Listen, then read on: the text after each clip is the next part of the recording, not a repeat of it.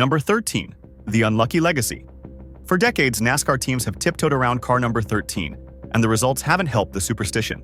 The lone Cup-level victory for the number came at Daytona Speed Weeks in 1963, when Johnny Rutherford drove Smokey Yunick's black and gold number 13 to victory in Daytona 500 qualifying race 2, a points-paying Grand National event at the time.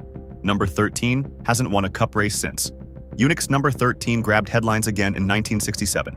Curtis Turner put the car on the Daytona 500 pole, led laps, then retired with engine failure.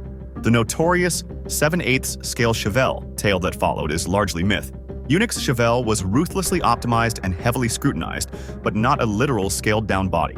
In the modern era, number 13 runners rarely challenged up front. Germain Racing campaigned the number through the 2000s with Casey Mears and Ty Dillon. The team's best results were 4th, Mears, Daytona July 2014, and 3rd, Dillon, Talladega 2020, but no wins. When primary sponsor Geico exited after 2020, Germain ceased operations and sold its charter to the new 2311 Racing, keeping the unlucky lore alive. By the numbers, the superstition holds up.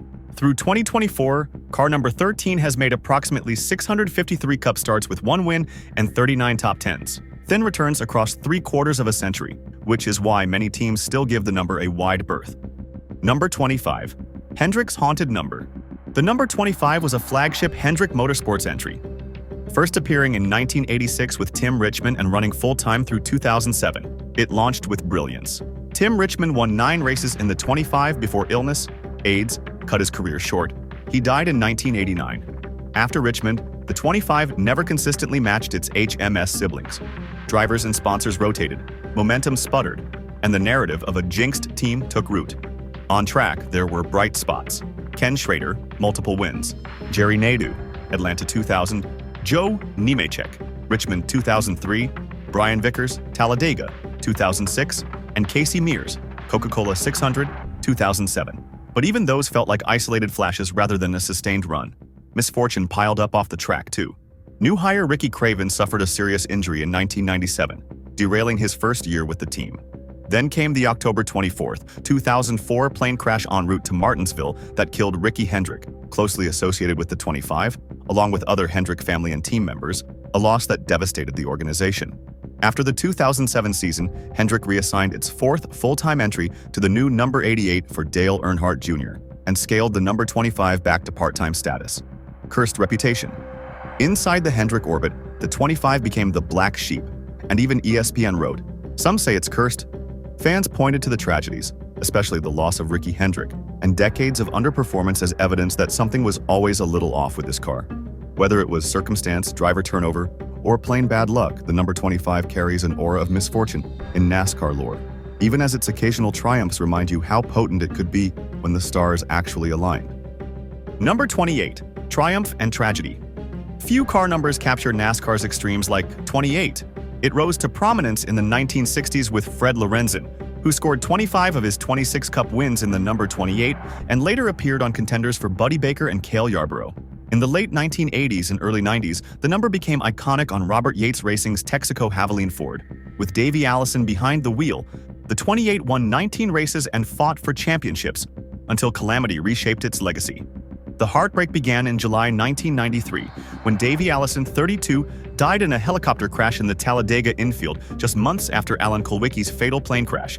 RYR pressed on with Ernie Irvan. But in August 1994, Irvan suffered a near-fatal practice crash at Michigan, sustaining catastrophic head injuries and a widely quoted 10% survival outlook. Astonishingly, he returned and won again in the number 28, including at Michigan in 1997. Though lingering vision issues and another head injury at Michigan in 1999 led to his retirement that year. In 2000, Kenny Irwin Jr., who had driven the 28 in 1998 to 1999, was killed in a New Hampshire practice crash while driving the number 42 for another team, deepening the pall over those connected with the 28. Statistically, the 28 remained one of the sport's most successful numbers, but the human cost was profound. After 2002, Yates shelved the number 28 as the organization shifted to other numbers. It returned for a full 2008 season with Travis Kvapil before being parked early in 2009 amid sponsorship shortfalls. Cursed reputation. To many fans, the Texaco Havoline 28 of the 90s was beloved and cursed. The sequence, Allison's death, Irvin's devastating injury, and Irwin's death, created an aura that something beyond ordinary bad luck shadowed the car. Even as the 28 won races, its triumphs were often framed by loss, leaving the number remembered as a symbol of NASCAR's highest highs and most tragic lows. Number 42. Petty's Curse and Chip's Chaos. Few car numbers carry a richer lineage or a wilder ride than 42. In the 1950s, it was Lee Petty's banner. He won 53 of his 54 Premier Series victories in the number 42. His driving career effectively ended after a horrific 1961 Daytona 500 qualifying crash that launched the 42 over the guardrail. He survived, spent months in the hospital, and never won again. Decades later, the 42 became tied to Sabco and Chip Ganassi's operation, a home to great talent and head-shaking misfortune. The year 2000 cemented the number's grim aura. On May 12, 2000, Adam Petty, Lee's great-grandson, was killed during practice at New Hampshire. 8 weeks later, Kenny Irwin Jr., then driving the number 42 for Felix Sabate's team Sabco, predecessor to Ganassi's NASCAR team, died in a near-identical practice crash at the same track. Two promising lives lost in the same corner at Loudon left the Petty family and the sport reeling. The weirdness didn't stop. In the 2012 Daytona 500, Juan Pablo Montoya hit a jet dryer under caution, igniting a fiery explosion and a 2-hour red flag. In 2020, Kyle Larson, the 42's star driver, was suspended and fired after using a racial slur on a live stream. As if on cue, in 2023, the 42's new driver Noah Gragson was suspended indefinitely for off-track social media conduct and lost his ride. Meanwhile, the lineage splintered. Chip Ganassi sold his NASCAR assets to Trackhouse in 2021, and the number 42 later reappeared on the Petty side when Petty GMS was formed, the organization rebranded as Legacy Motor Club in 2023. The 42's most recent Cup win still dates to the Ganassi era. Kyle Larson at Dover in 2019. Ross Chastain's victories since have been in Trackhouse's number 1, not the 42. Cursed reputation. To many fans, 42 feels jinxed. The career-ending crash of its original hero, Lee Petty, the twin tragedies at Loudon in 2000, the jet dryer fireball, and back-to-back driver suspensions in 2020 to 2023. Even organizational upheaval, Ganassi's sell-off and the Petty, GMS, legacy shuffle, reads like another chapter in a turbulent saga. Yes, the 42 has visited victory lane, but its story is told as often in gasps as in cheers, prompting the half-joking, half-dreaded question long-timers still ask. What happens next to the 42? Number 45, a family's heartbreak, a team's hard road. The number 45 carries a weight few car numbers do. It was set aside by the Petty family for Adam Petty, Richard's grandson, who was poised to climb to Cup with that number. On May 12, 2000, Adam was practicing his number 45 Busch Series car at New Hampshire when a stuck throttle sent him head-on into Turn 3's wall. He died instantly of a basilar skull fracture at just 19, a loss that shook the sport and forever marked the 45 with grief. In tribute, Kyle Petty finished out Adam's Busch season in the 45 in 2000, then brought the number 45 to the Cup Series full-time beginning in 2001 and continued driving it through 2008, openly acknowledging the personal toll those years took. The number 45 team never won a Cup race under Petty Enterprises and only sporadically reached the top 5. After sponsorship struggles and the 2009 merger that ended Petty Enterprises as a standalone team, the number disappeared from the Cup grid for more than a decade. The number's return came with a new chapter. 2311 Racing, co-owned by Michael Jordan and Denny Hamlin, secured the Petty family's blessing to revive number 45 for 2022. In a cathartic moment on May 15, 2022, Kurt Busch drove the number 45 to victory at Kansas, then dedicated the win to Adam, 22 years and 3 days after Adam's death, the first ever Cup win for the number 45. About 2 months later, on July 23, 2022, Busch suffered a qualifying crash at Pocono that produced concussion symptoms. He stepped away from full-time racing afterward and formally retired in 2023. The car, however, kept winning. Bubba Wallace switched into the number 45 late in 2022 to chase the owner's championship and won at Kansas that September. In 2023, the 45 passed to Tyler Reddick, who scored his first 2311 win at COTA. Those results suggested the narrative around the 45 might finally be shifting from sorrow to strength. Cursed reputation. For many fans, number 45 will always be linked to Adam Petty's promise and tragedy, and to Kyle's painfully lean seasons in his honor. Even its long hiatus seems symbolic. Yet the recent wins by Busch, Wallace, and Reddick show that while the 45 was born of heartbreak, it's no longer defined by it. The number has returned to victory lane and, at last, to forward momentum. Number 70. J.D. McDuffie's Unforgiving Road. The number 70 is inseparable from one man, J.D. McDuffie. An independent owner driver, McDuffie made 653 Cup starts, 624 of them in the number 70, racing on shoestring budgets and ancient equipment, and never once taking a win.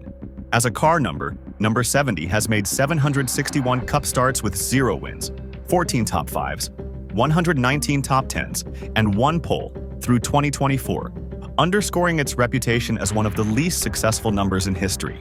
The grind was often brutal. Reports from 1988 note McDuffie's fireproof gloves were stolen before a Daytona Twin qualifier.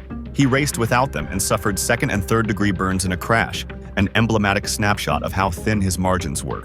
The darkest day came August 11, 1991, at Watkins Glen. A left front spindle failure sent McDuffie's Pontiac out of control and into the tire-backed Armco. He died instantly of a basilar skull fracture. It was the first Cup fatality since Grant Adcock's in 1989 and prompted changes at the Glen, most notably the installation of the inner loop chicane in 1992 to slow cars on the backstretch approach.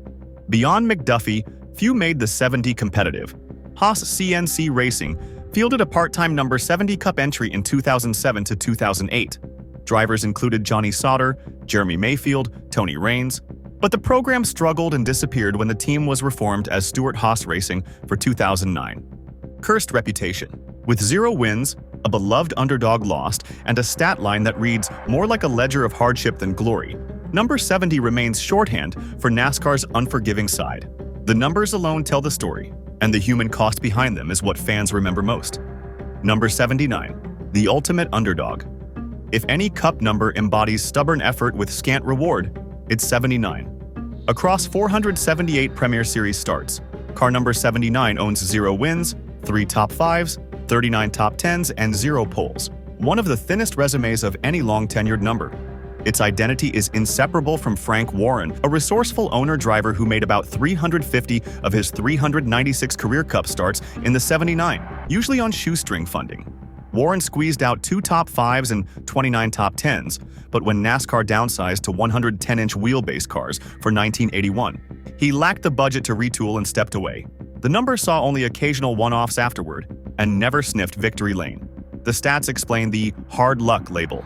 The car was running at finish in only 259 of 478 starts, meaning approximately 219 races ended early. Nearly half of its starts? Cursed reputation. No wreck of the week lore, no epic scandal, just years of grind and almost no glory. That's why the 79 is still shorthand for NASCAR misfortune, a number that tried hard, finished early, and never found the winner's circle. Number 3. The tragedy of the Intimidator's car. Car number 3 is one of NASCAR's most iconic numbers. Dale Earnhardt won 6 of his record-tying 7 Cup championships in the black GM Goodwrench Chevrolet. His first title, 1980, came in the number 2. Across his career, Earnhardt logged 76 Cup wins and elevated the 3 into a symbol of excellence and intimidation. On February 18, 2001, the final lap of the Daytona 500 turned tragic. Contact with traffic sent Earnhardt's number 3 into the outside wall at turn 4. He died from a basilar skull fracture, a loss that devastated the sport and accelerated sweeping safety reforms, including the subsequent mandate of head and neck restraints. Contextually, Earnhardt was the 4th major series driver in 9 months to die from racing injuries. After Adam Petty, May 2000, Kenny Irwin Jr., July 2000, and Truck Series driver Tony Roper, October 2000. In the aftermath, Richard Childress withdrew the number 3 from Cup competition.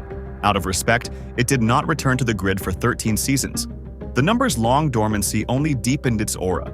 In 2014, Childress's grandson Austin Dillon revived the 3. 4 years later, Dillon captured the 2018 Daytona 500, a cathartic moment exactly 20 years after Earnhardt's 1998 Daytona 500 win. Dillon's result helped reshape the conversation, even if the modern 3's overall record remains modest compared to Earnhardt's era. Cursed reputation. Most fans wouldn't call the number 3 cursed in a results sense. Its dominance under Earnhardt is undeniable, But the number carries a somber charge. Because the sport's greatest folk hero died in that car, every hard crash in a 3 still makes people hold their breath. If there is a curse, it's the weight of memory, a reminder of mortality, legacy, and a legend lost too soon. Number 7. From championship to catastrophe. Few car numbers have swung from glory to grief like number 7. In 1992, Alan Kulwicki drove the Hooters-backed number 7 to a Cup Series championship as an owner driver, capping it with his now famous Polish victory lap. 5 months later, tragedy struck. On April 1, 1993, Kulwicki and 3 others, 2 Hooters executives and the pilot, were killed in a plane crash on approach to Tri-Cities Regional Airport in Tennessee. The reigning champion's death stunned NASCAR. Within weeks, Jeff Bodine took over the team, with an option to purchase, and the car stayed on track, but it would never feel the same. Bodine did score wins in the mid-90s, including the last number 7 Cup victory at Watkins Glen, 11th August 1996. Yet the numbers story kept skirting disaster. In February 2000, Bodine survived a horrific Daytona Truck Series crash that fractured multiple bones and left him hospitalized, an incident many assumed was fatal when they saw it live. He recovered, but the near miss added to the number's dark lore. From there, the number 7 often meant struggle. Through the 2000s, it passed among underfunded operations, including Ultra Motorsports and Robbie Gordon Motorsports, and later Tommy Baldwin Racing, which frequently ran as a start and park entry. Sponsorship was perennially thin. More than once, teams suspended operations mid-season for lack of funding. Robbie Gordon parked his Cup effort in 2012. In the modern era, the number returned to full-time life at Spire Motorsports. But note that for 2025, the Spire number 7 is driven by Justin Haley after a 2024 driver swap, and the number still hasn't won a Cup race since 1996. Cursed reputation. For many fans, the number 7 feels jinxed. Kulwicki's death followed so soon after a championship, Bodine's near-fatal 2000 wreck, and decades of financial and competitive headwinds that turned a champion's banner into NASCAR's perennial uphill climb. Whether you blame budgets, timing, or simple bad luck, the 7 has yet to recapture its 1992 magic. And that enduring drought only amplifies the sense that something has been off with this car ever since. Some say bad luck, some say pure myth. What's your take on cursed car numbers in NASCAR? Comment your thoughts below. Thank you for watching the NASCAR Explainer.